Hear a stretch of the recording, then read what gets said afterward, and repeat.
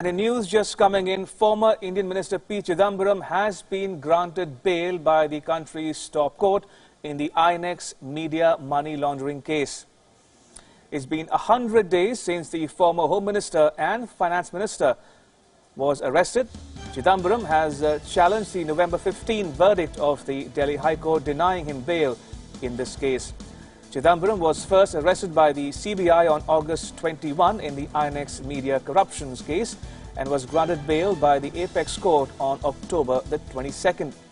The ED had arrested him on October 16 in the money laundering case, alleging irregularities in a FIPB clearance granted to the INX Media Group for receiving overseas funds to the tune of Rs 305 crores during his tenure as the Finance Minister.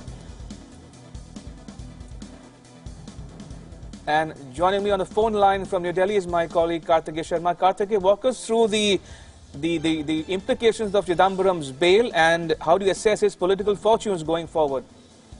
I think there are three things here. Now, the cases continue on Chidambaram, the former Union Finance and Home Minister.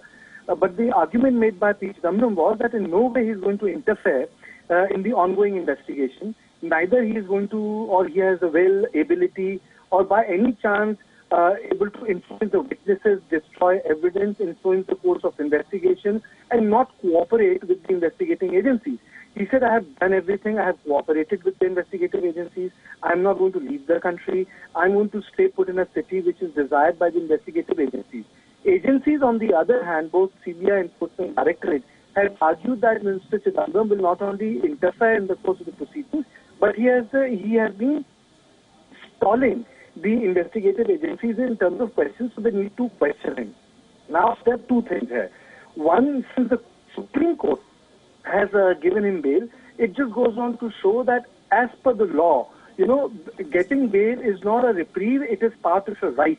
If the case is on and if you think that the accused is in no way going to influence the case, then the bail has to be given.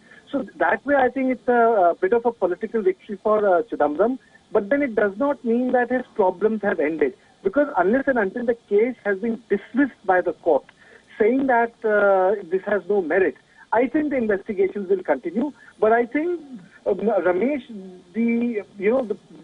arresting politicians, and that goes for both BJP and Congress, because you have had a very sort of a tough relationship with them, is not a correct precedent. We have seen during UPA regime, couple of BJP leaders went behind the bar, and then the court said, well, there is no case, there is no merit in the case.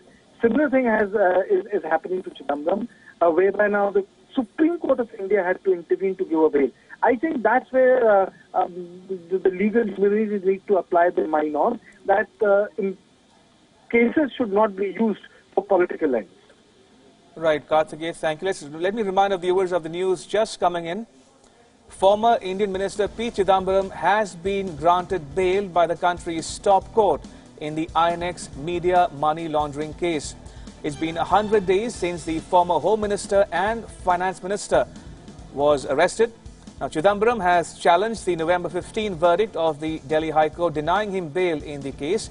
Chidambaram was first arrested by the CBI on 21st August in the INX Media corruption case and was granted bail by the Apex Court on October 22nd.